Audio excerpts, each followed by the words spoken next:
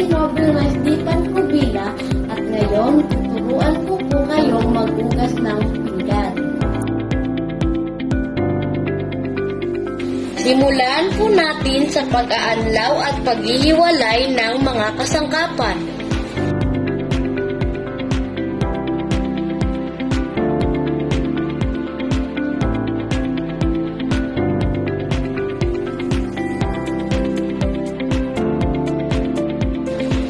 Sunod naman po ay sasabunin natin ito.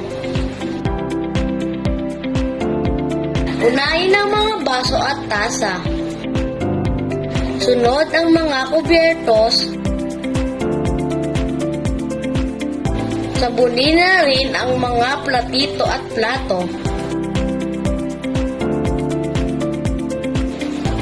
Huli ang mga gamitang panluto gaya ng kaldero at kawali.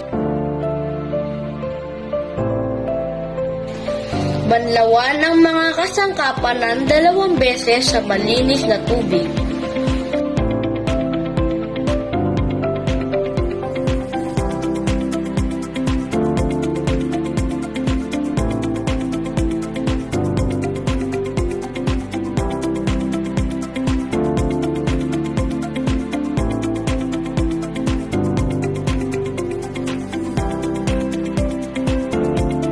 Pataubin ang mga kasangkapan sa isang lagayan upang matuyo ang mga ito.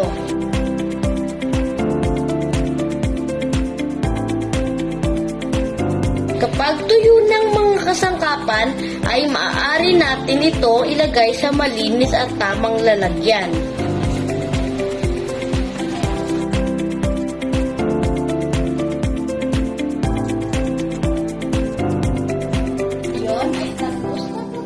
Maghugas ng mga plato. Maraming salamat po.